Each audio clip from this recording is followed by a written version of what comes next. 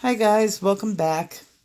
Okay, we're on day 2 of my coloring process, and you can see here I'm finishing up the roof, but actually it's not finished. It's just I'm getting the basic color into the roof. And that color pencil that I'm using, I'm pretty sure is chestnut. And I'm just kind of putting in the darks where the darks go. I'm still not doing any shadowing, and that will come later on when it's kind of when I shadow is the end process. And since we're talking about processing, I would consider this still the beginning.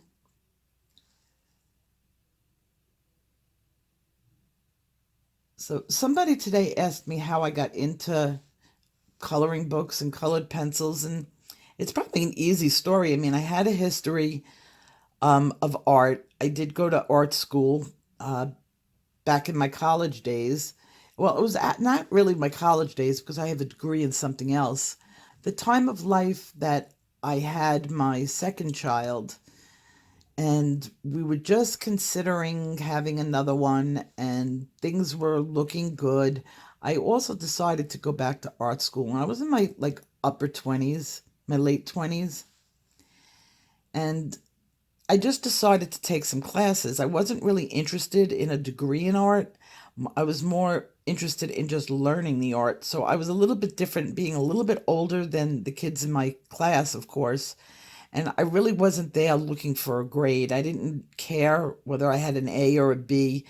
My bachelor's degree was already earned, and I was just doing it for fun. So I went for several semesters, and I was in my upper level art classes, and I got pregnant. Surprise.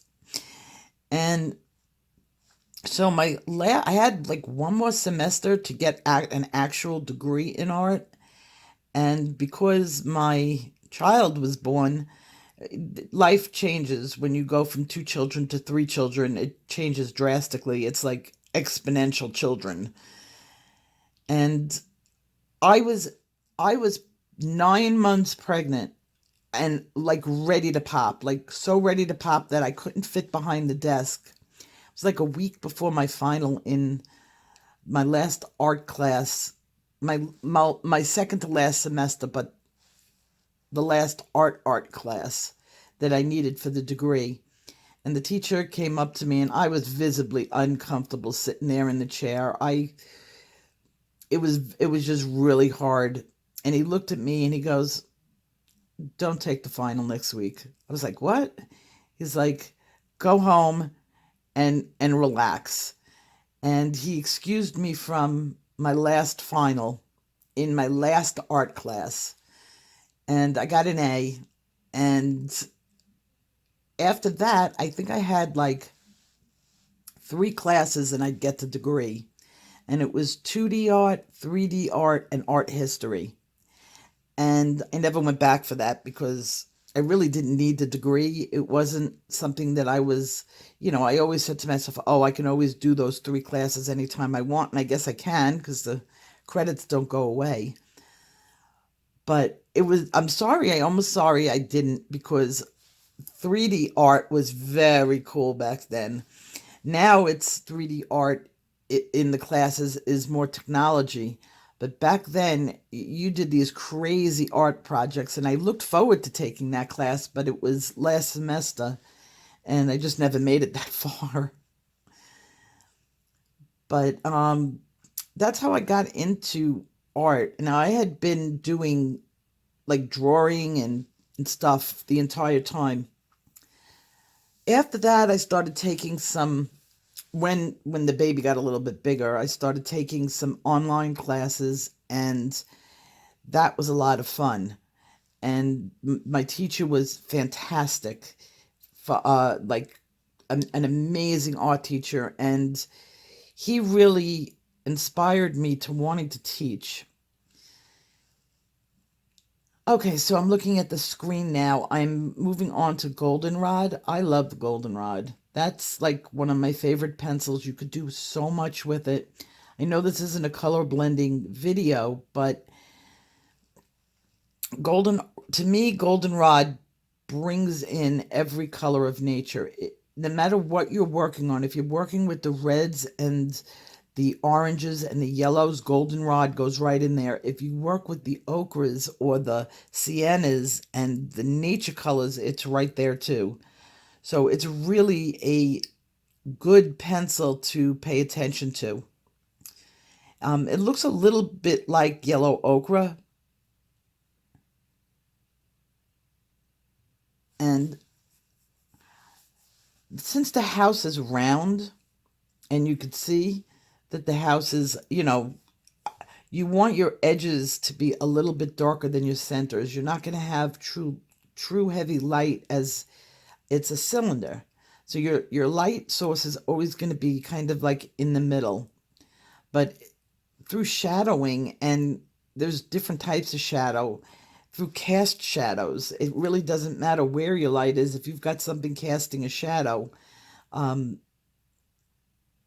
you're going to always get that weird light look.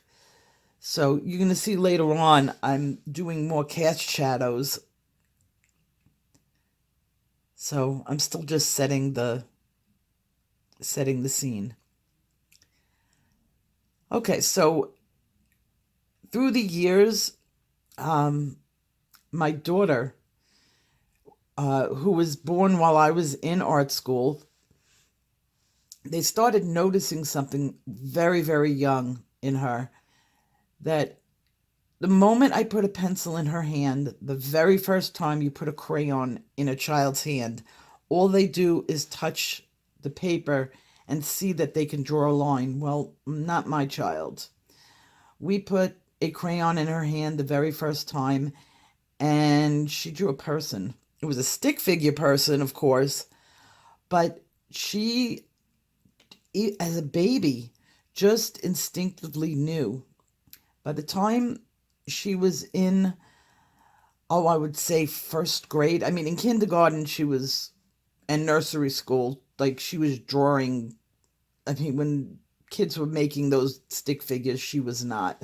She was actually putting detail in her drawings that the teachers used to say, keep an eye on this talent. And when she was like in first grade, she did her first art show. And the teachers had known that she was good. But she did her first art show in first grade. And I got a phone call from her teacher apologizing to me. And I was like, what? Why are you apologizing? Well, apparently my daughter had been disqualified from the art contest because they thought I did her artwork. And by the time her teacher, I mean, that was the jury, the people who were judging the thing. By the time my teacher was in a meeting, the teacher was in a meeting, and she got down to the judging of the art contest, it was over. And she felt terrible that, my daughter should have won. And she didn't want my daughter to become discouraged. And actually, the way we explained it to my daughter is that she didn't only win, but shocked the judges to an unbelievable height. And she was happy about that. And it's become, part of her life story. And she got disqualified from her first contest.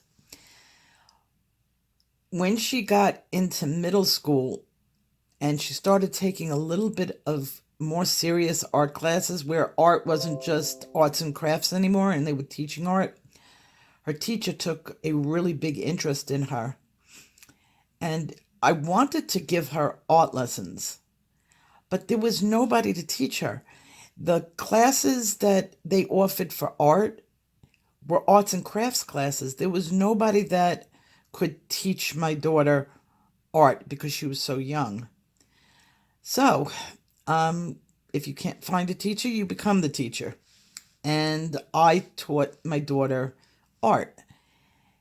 And while my daughter did have a big talent and eventually blew me out of the water as far as artwork goes, it was the real teaching experience that I had taking somebody that didn't know, and it was a child that didn't know how to do it, and I had to put into words so that she could understand what I was talking about and how to convey to her the colors and everything. It was funny. Another thing, when she was younger, she refused. My daughter refused to write when she was young, and they didn't understand why, because she's this beautiful artist and she wouldn't write her letters. And they would say write an A, and she'd be like off in la la land. And they had talked to me that maybe that was something that was, going on with her, that, does she have a learning disability? And I just laughed at them, and I was like, nope. And they were like, no, we really think this is a problem. I said, she doesn't have a problem. And they were thinking that I was in denial. And I was like, listen, I know my daughter. She doesn't want to write the letters. Why? Because the letters are standard. You have to write an A and make it look like an A. She wants to write the letter A and make it look like a butterfly. You're boring her.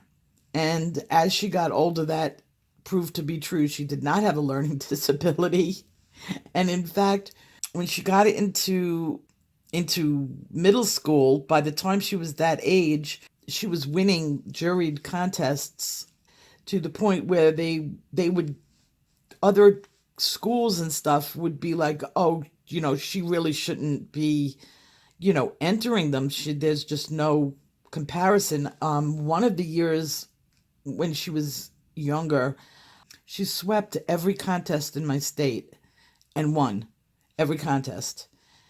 And so by the time it came to high school, she was fortunate. We were very lucky because Nevada has one of the best art schools in the country right here. And we were extremely lucky. And she had to apply to this school. You can't just get in.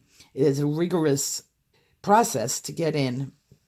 And we took her the night we took her to the school, where they just sit everybody who's interested in going to the school, and they talk to them about the process and what they have to do to get in. And kids brought like a picture or two to show, and the teachers would get like kind of a feel. Well, my daughter brought her portfolio, which she needed for the school and had been working on since she was in elementary school. She brought it, and where the teachers were like talking to students and we were standing around listening to them, when it came to showing the artwork to the teacher's way the teacher talked to my daughter changed. Instead of saying to my daughter, if you get into the school, like they had done with all the other students, when they took a look at my daughter's artwork, they were like, when you get into the school. And the teacher even said, I'm going to be your first teacher. And we knew right then and there she was getting into this school. And that's the school she went to high school. It was very lucky. So that's my background. And I also taught. I don't really want to talk about where I work or what I do in my personal life, but it does involve teaching and it does involve art. So that's my history when it comes to teaching art. When I started on my channel, I was just a demo channel at the beginning, and then Von, uh, Cream in the Coffee, asked me that fascinating question about nature versus nurture. And he got me thinking, wow, this is like, can I teach people who don't really think that they have artistic talent, or older people who are just beginning in their twilight years to learn art? And that became really super interesting to me. I was very lucky that Von found me. He says that about me, and I say that about him. And he really inspired me a lot to um, begin to teach on my channel. And then my friend Rosie also said to me, and that's Rosie Murphy. And she also said to me, "You're really good, but how do I follow you? How do I learn how to do what you're doing?" And that began my YouTube channel on teaching. And then it sort of got into color blending. I don't want to pigeonhole myself into one thing, just color blending, although that is a huge part of art. I enjoy teaching the mechanics of it. And I don't get to sketch as much as I would like to on a like a YouTube type of thing because it takes me a long time to sketch. I do it. I do art, original artwork, but I'm able to bring more to the plate using coloring books. I think they're a fantastic medium to learn. Learning to sketch has a lot to do with like perspective, and if I was to go into, I guess I probably will at some point down the road, and I'm talking down the road, start moving into teaching how to draw. Now, when I went to school, it was assumed nobody knew how to draw. And I was extremely lucky that my first art teacher, even back, like way back when I just sat in my first class on the college level, he assumed everybody in the class could not draw. And I thought that was perfect for everyone. He went through everything from drawing stick figures to mechanical drawing. And mechanical drawing is a fundamental of any sort of sketch work. You have to know your perspective, you have to know your angles, you have to know um you know direction that the object is going. You have to also know how to flatten 3D into 2D in your mind, which is it's a concept that really you can use on this level too. Now, I tried to teach you guys how to see more color. How do I teach you guys to see in 2D? And the best way I could teach you to do that is to close one eye. When you close one eye, you lose like sort of a little bit of your perspective on things. And it's almost like looking at a photograph if you flatten that picture out. And when artists tell you, draw what you see, not what you think you see, that is the key to sketching. If you know you're looking at a flat angle, but you know the picture, what you're seeing, it looks like it's deep. But why does it look like it's deep? Well, there's an angle and a line that makes it appear that way. And that's kind of how you learn how to draw, is by being able to flatten out any object. Later on, you can draw from memory, but for the most part, at the beginning, you really should be using reference pictures. If I do fruit or if I do portrait, even if it's a portrait in a coloring book, I always have a reference photo just to give me an idea of the lighting. I could be doing a blonde haired, blue eyed girl, and I could be using a reference picture of an African American kinky haired woman. But if I wanted to do the lighting, it would still be the same. The colors have nothing to do with where I'm putting my highlights. So that's why I always tell people, even if it feels like it's a waste of time, just go and do some reference photos. Print some reference photos out. And you don't have to follow it completely because I never follow anything completely unless I'm doing like a real life portrait of somebody I know. I in fact, I don't like to copy other people's art ever. If I did, I'd be like doing every piece of artwork that Chris Chang ever does because I think she's awesome. But I've never actually taken. I'll be stubborn about it. I'll look at somebody's color along, And I'll do opposite colors. I'll practice their lighting tricks and maybe their process, but I'll never pick the same colors up as them, ever. I always think to myself, if I wanted to paint the Mona Lisa, I would steal the Mona Lisa. There's like no reason to do it twice. So, okay, so I'm looking at the screen now and I'm working on those little tufts of, I guess it's moss on the ground. And those are going to really come into play because I turned the rest of the ground cover into paths. And there I'm adding some white. I don't think I picked up my Prisma white.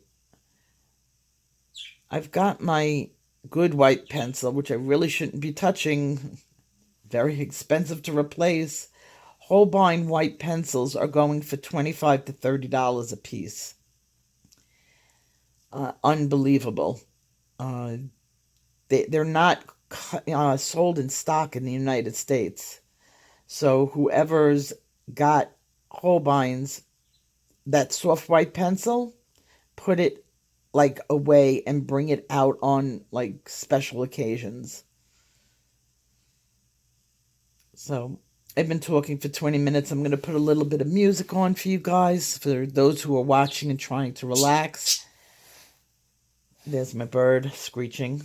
And I'm going to put some music on and then I'll come back and we'll chat some more.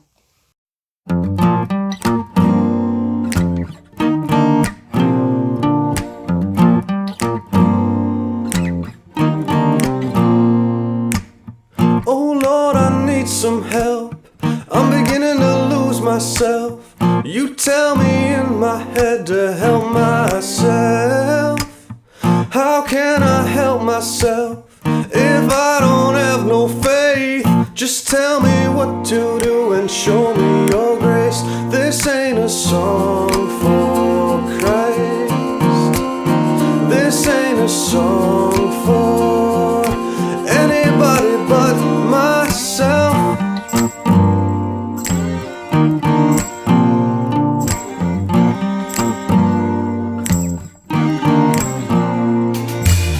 This ain't a worship song. I'm not a man of God. I'm just a searching soul like everyone else. I won't abuse the word. Most of it sounds absurd. So I'll keep on looking and asking for help. This ain't a song for Christ. This ain't a song for anybody but myself.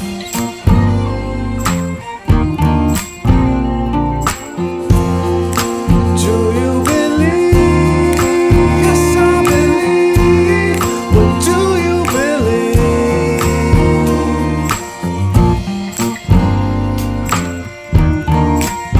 This ain't a song for Christ. This ain't a song for anybody but myself.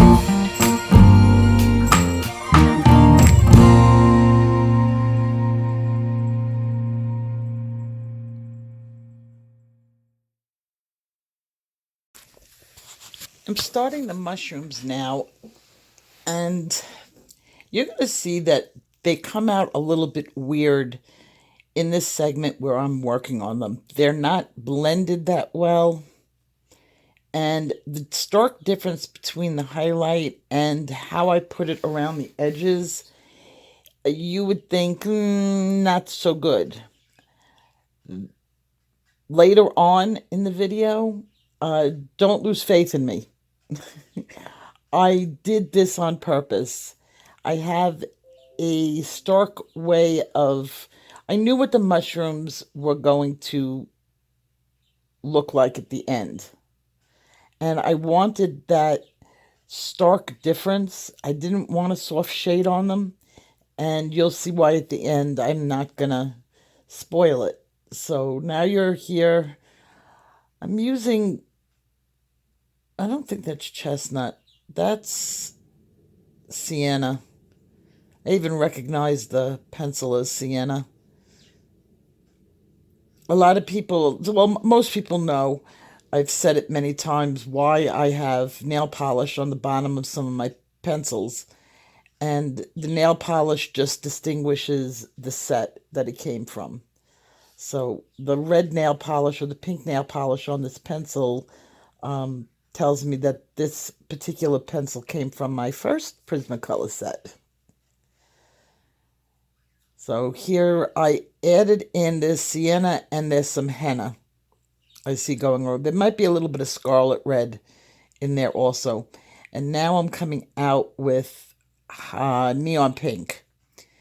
Now, so far in the blending course, I've told everybody that neon pink does not blend well.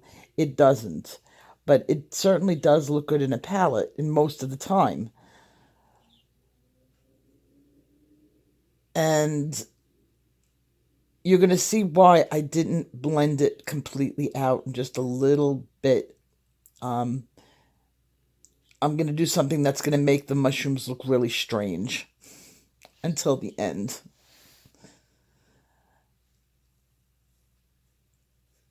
And you could tell that I'm being very careful exactly where I want that pink. I'm actually thinking of the light striking it. Now, so far, you can't really tell what direction my lighting source is coming from.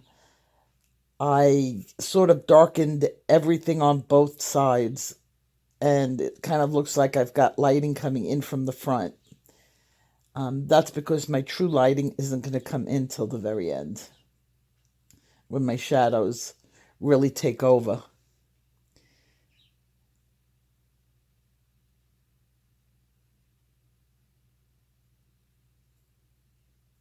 Yeah, that looks weird. If it was somebody else, I would be like, blend that a little better. But no.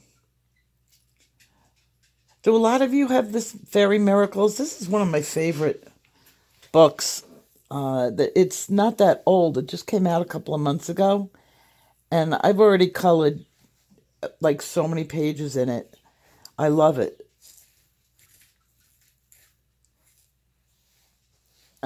If you haven't gotten this book, and you're new to coloring and your collection isn't, built up, Maria Trolte has some wonderful books.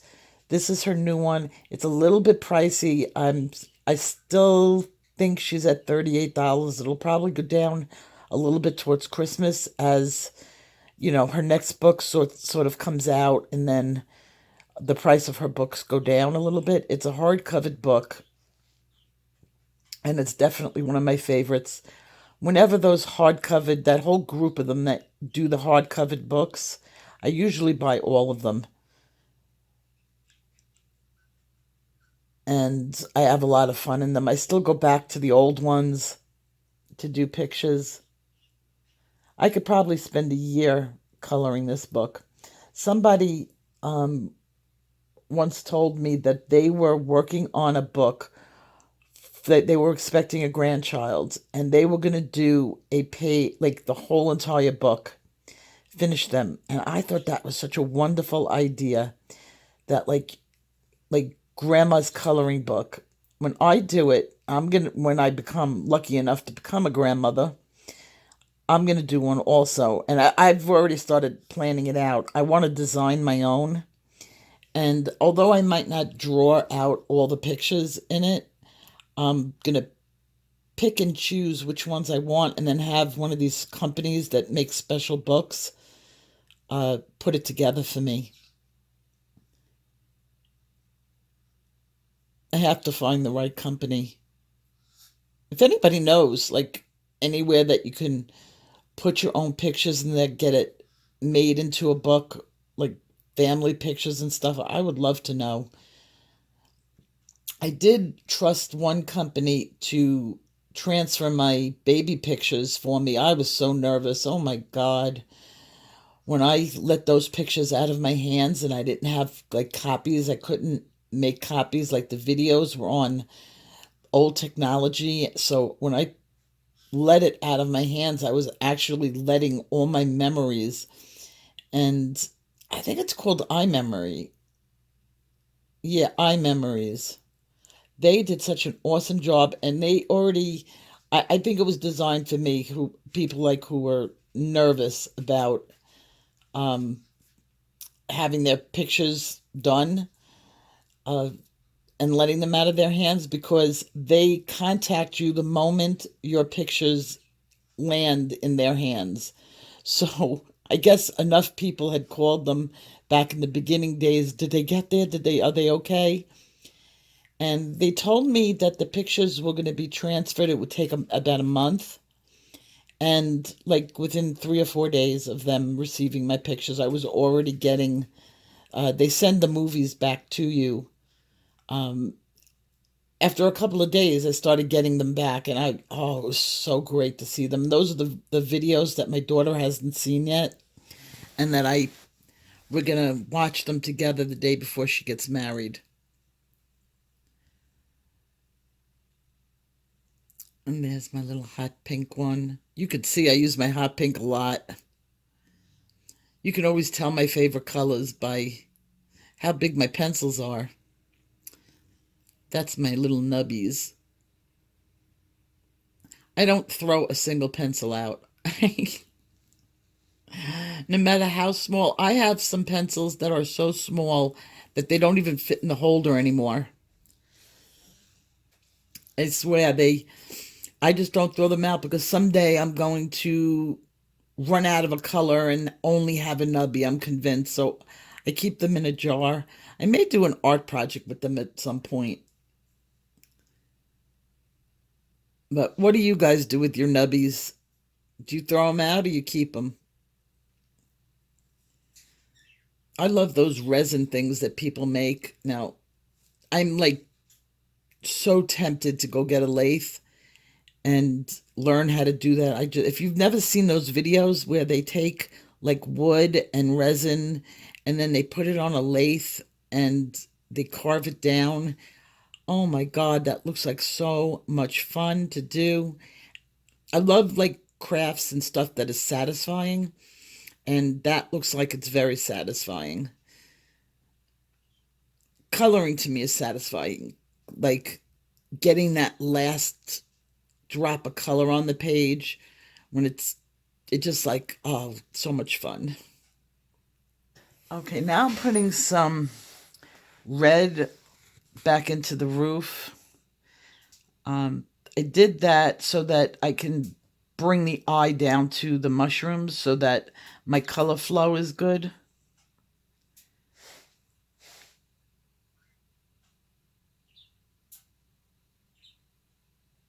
Now I'm starting to get some upper colors into it. No real details yet, but you can definitely see how I'm working from the bottom up.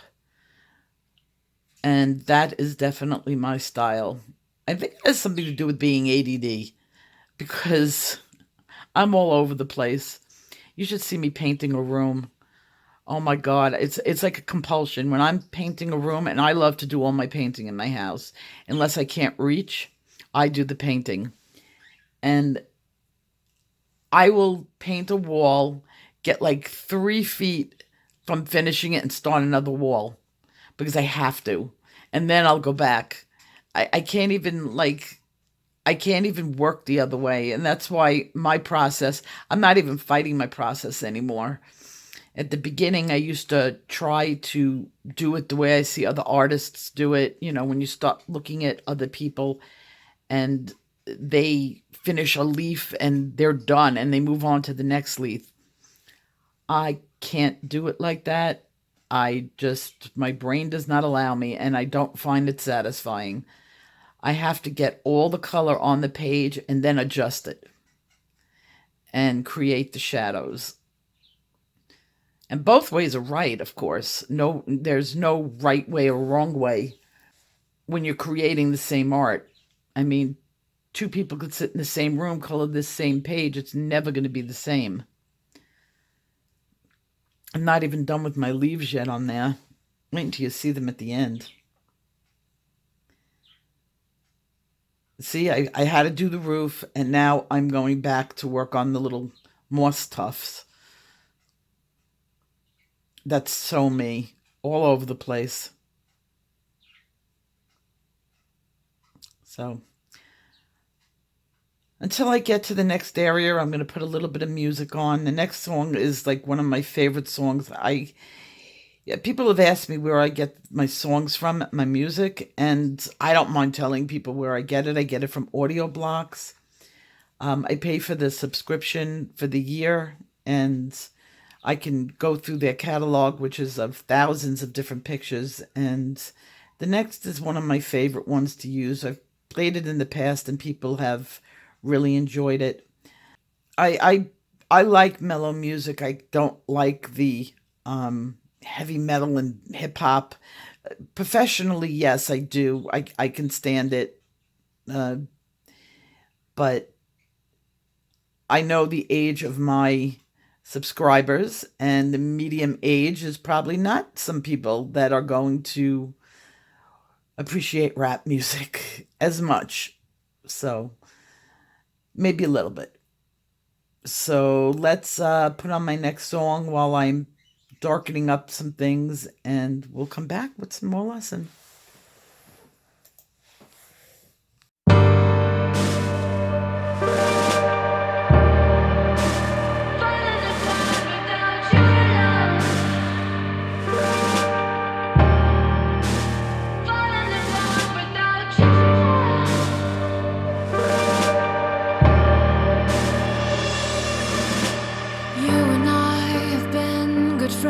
For so long,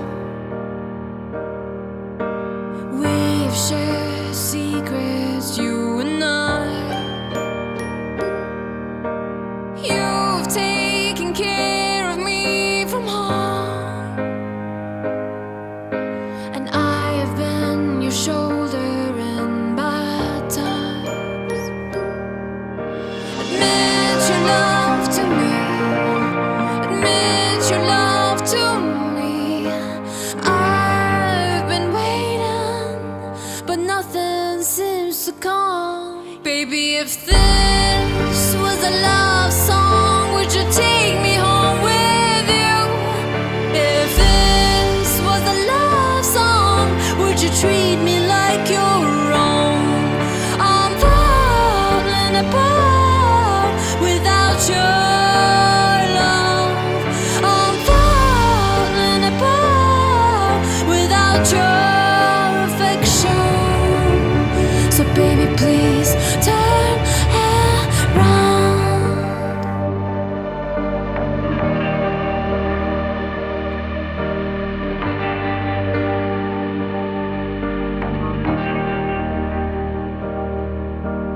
You and I have known each other for lifetimes.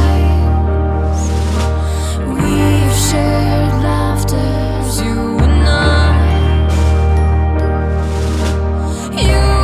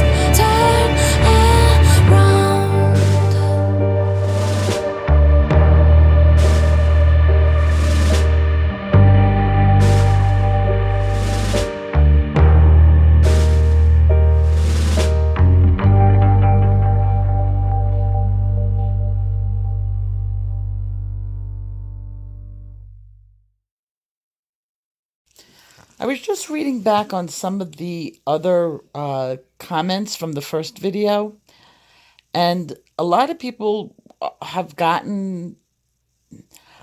There were many people that said, oh, I have to go back and add more color.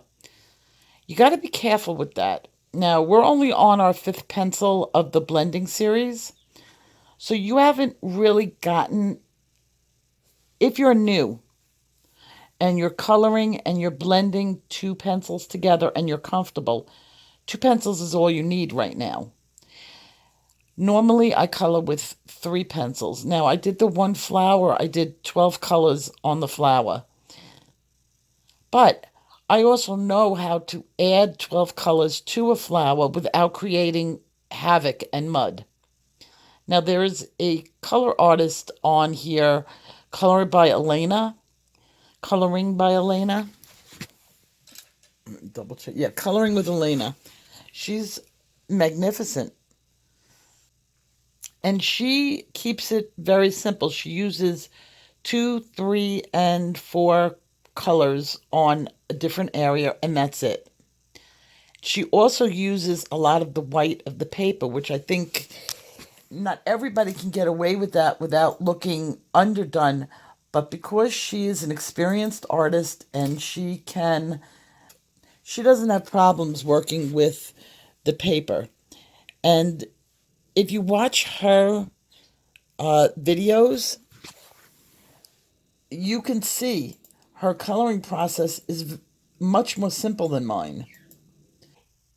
If you're a new colorist and you go back and you add color without understanding how the colors are going to react to each other, you can ruin your picture. If you're comfortable with what you are doing now, as we go through the coloring book with the course, you're going to learn what colors react and how each color reacts, because every color reacts differently. Now, one yellow might be great for gray, when another color, not so much. And that's what you're going to get by learning each different color, so that eventually you will be using 5, 6 colors without even thinking about it. So I don't want anybody to rush and think, oh, they have to add more, because there is a very good chance by adding more than you're comfortable with, you're going to create mud. Right now, adding 3 is probably perfect. You add a light, a dark, and a medium color to almost any object, and you're going to get a 3-dimensional design. So I just wanted to clarify that with you guys. You're a loving soul. I wonder if they knew they would have to lie to keep you down, telling you lies, making you a fool.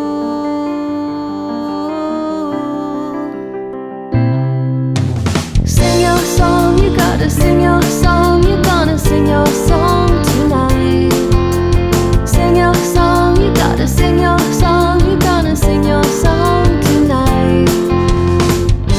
You got the world on a big old plate. Yeah, the world is your oyster, and everyone wants to guess your fate. I'll stick you in a cloister, I'll marry you off on your second date. So pretty but so crazy, they don't know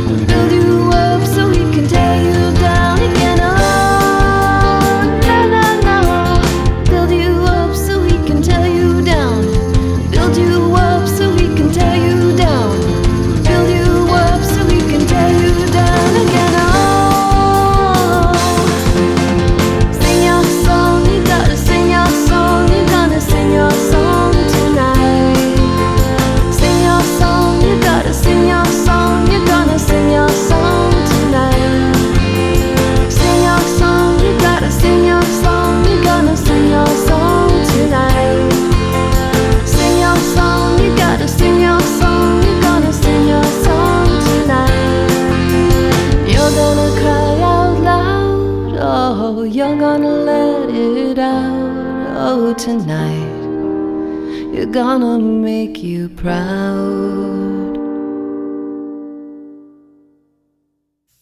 So I'm using the eggshell now on the ground cover. It's one of my favorite ways of creating ground cover, using all the siennas and the ochres, and it blends so nice with the eggshell.